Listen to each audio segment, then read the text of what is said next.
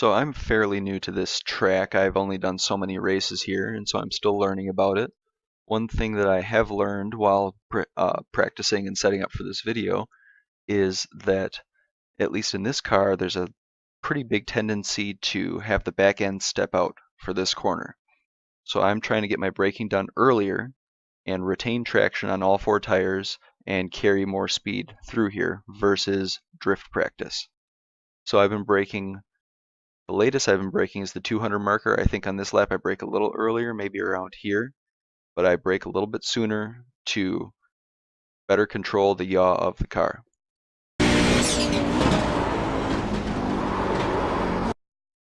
And like I said, I've had a lot of drift practice versus apex practice, so on this particular lap I did miss the apex. But I would think, depending on how your driving style is and the setup, you could probably hop onto this curb without too much sacrifice in overall speed. But for the setup I'm going to post for this, it's a little bit stiffer, so you might bounce the car a bit much and you would have to lift to stay on the track out here. So I've been trying to get very close to this without actually hitting it. Your mileage may vary. Give it a try and see what works best.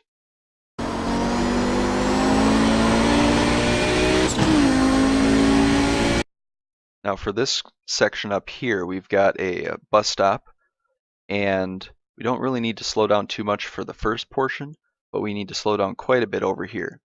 So what I think I did on this lap, I nudged the brakes right about here just to get a touch of bite in the front, and then I try to straighten out my line and threshold brake through here, so I'm slowed down enough to make the second half of the bus stop. So you can see I just started to turn my wheel. I'll back it up just a little bit. And so my wheel's straight, I'm threshold braking, and as soon as I start to turn the wheel to the left, I'm letting off on the brakes so I can retain traction on all four corners. So you can see, as soon as I start to turn, I let up. And then what I'm doing, I'm in second gear here, so as soon as I can make this corner and get to right about here is where my target is. As soon as I can make that, I'm back on the gas. So I'll back it up and then we'll see that again.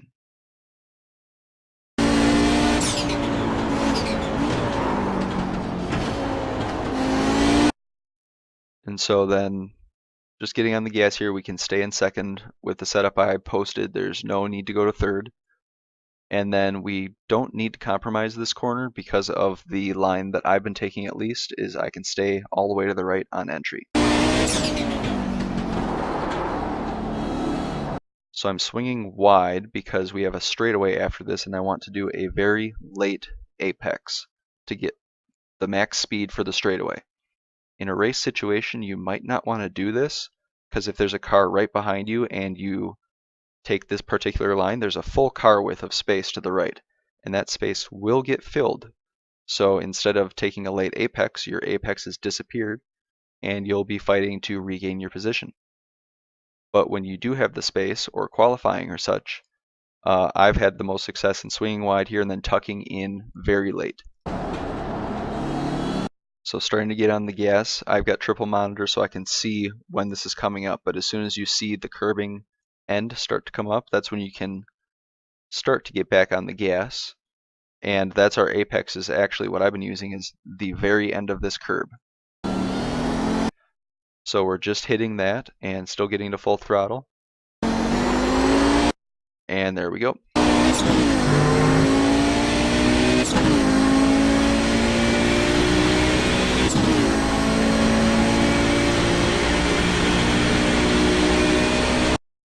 Now the reference point I've been using for braking on this corner is right where this wall here ends, or slightly after, because that ends right about here. I think here in this particular lap I've been braking right about where this lighter patch is. We get a little closer. Yeah, I just got off the gas and just getting on the brake there. But somewhere in that area, again, depending on weather situation, this lap is morning with a little bit more fuel than necessary. I tried a previous setup and it turns out I think I have 18 gallons in right now, and this race you'll need probably 14 and a half. So your brake point could get shifted up a little bit further because of the differences in weather and fuel, but somewhere in that area is a good reference point to use. So I've just dropped into second gear, and we've got a whole slew of compromise corners coming up. So if you mess up your line for one, then you've messed up your line for all of them. So trying to take a late apex and staying to the right.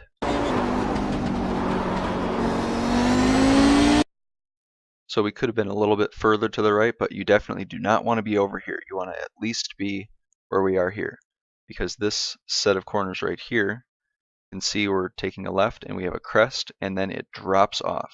So there's very little grip here. So we'll want to start as far to the right as we can and take a late apex so we don't run out of track down here. And it's a compromise corner on top of that.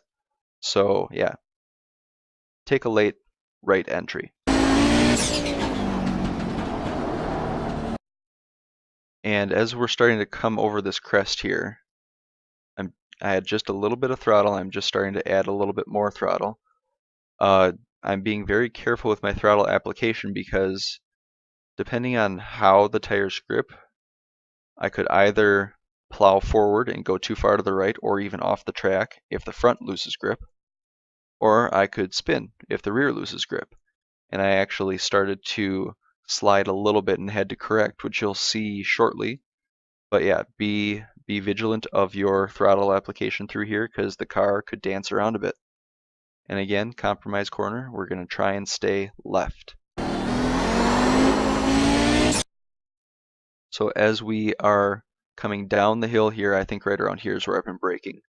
It really depends. If you slid too far to the right, your brake point will be different than if you stayed very, very tight left. So just work on your rhythm through here.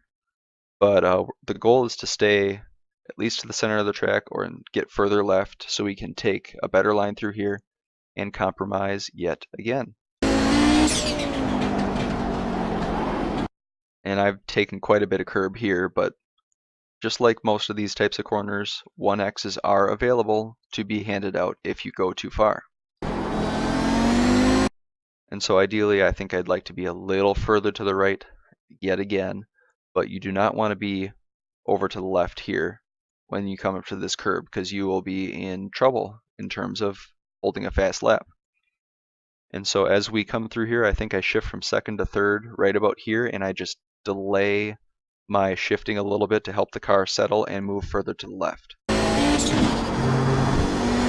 And again, I'm trying to stay to the left because we're compromising yet again because we have another right-hander here.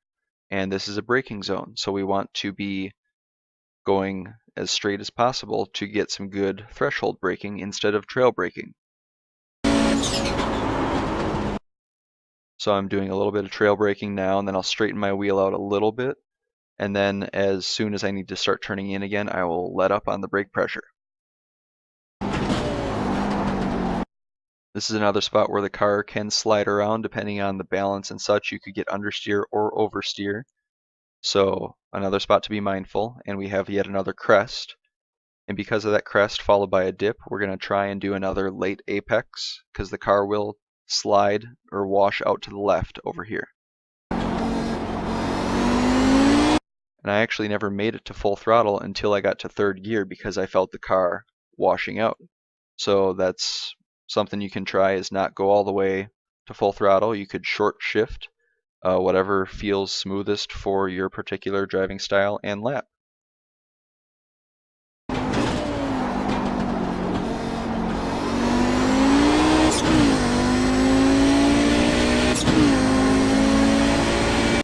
Now this is a corner I still feel like I'm leaving a little time on the table. This is a tricky corner for me. What I've been doing that is most reliable and most quick is braking. I felt like I was braking a little after the 300 marker, but after reviewing this, it turns out I'm braking right at the 300 marker. And I am threshold braking to lose speed as best as possible because the car likes to wash out for me up here. This is an apex you don't want to miss because the track gets very narrow.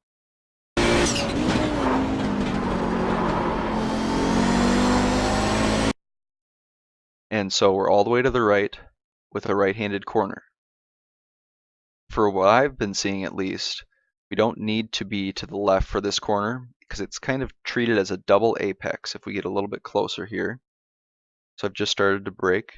The first apex is right about where this crest is or a little after. I mean, we're already essentially on the white line, but after that point, the corner gets tighter to the right and I've been drifting out a bit to get a better approach for that second apex. So we'll see that one more time here. So I never get to too high a brake pressure. I think the highest I got was about 50%, just because of that crest and such. And because we're turning, it's easy to lose grip. You could lock up or all that sort of fun stuff. So we're gonna start drifting out here.